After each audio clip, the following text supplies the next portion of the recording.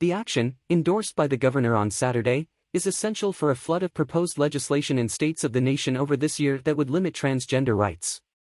Governor Spencer Cox of Utah signed a bill on Saturday that blocks minors from getting orientation progress medical care, the main such measure in the country this year in what is generally anticipated to be a rush of regulation by state legislators to confine transgender rights. The law restricts transgender youth in the state from getting orientation, asserting a medical procedure, and puts an endless prohibition on hormone treatment, with restricted special cases. Mr. Cox, a Republican, said in an explanation that prohibiting these treatments was vital until more examination should be possible on their drawn-out impacts. While we comprehend our words will be of little solace to the people who can't help contradicting us, we truly trust that we can treat our transgender families with additional affection and regard as we work to more readily figure out the science and results behind these strategies, the governor said. Leading medical groups, including the American Medical Association, the American Psychiatric Association, and the American Academy of Pediatrics, have dismissed claims that orientation asserting consideration is hurtful to transgender youngsters or grown-ups.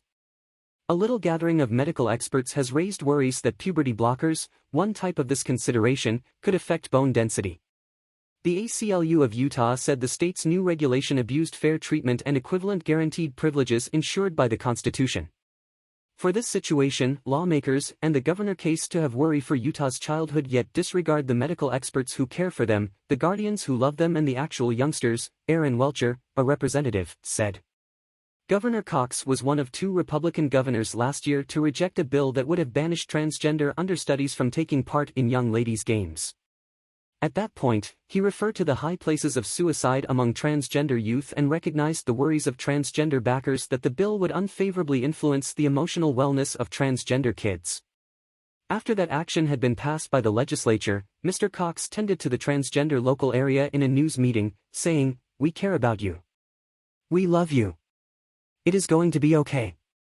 The Utah legislator later superseded the governor's veto.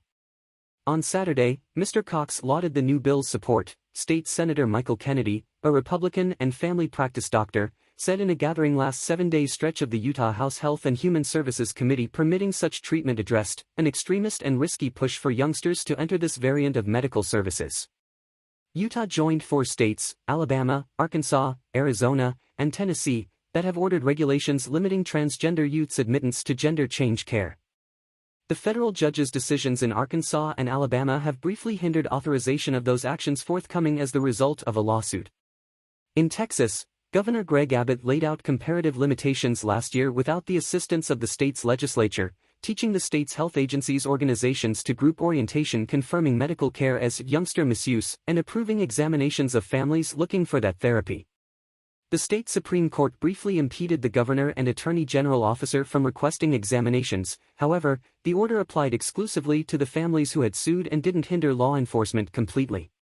This year, Republican legislators have proposed in excess of 150 bills in no less than 25 states confining the privileges of transgender individuals.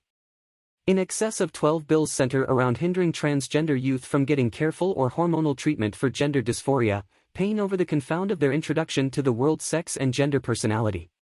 Lawmakers in Oklahoma and South Carolina have proposed condemning all gender-avowing health services for transgender individuals under 26 years of age. Bills in Kansas and Mississippi would boycott such consideration up to progress up to 21 years. Please, if you love our video, give us a thumbs up, the like button, turn on the notification bell, and subscribe so that you won't miss the next video when we upload.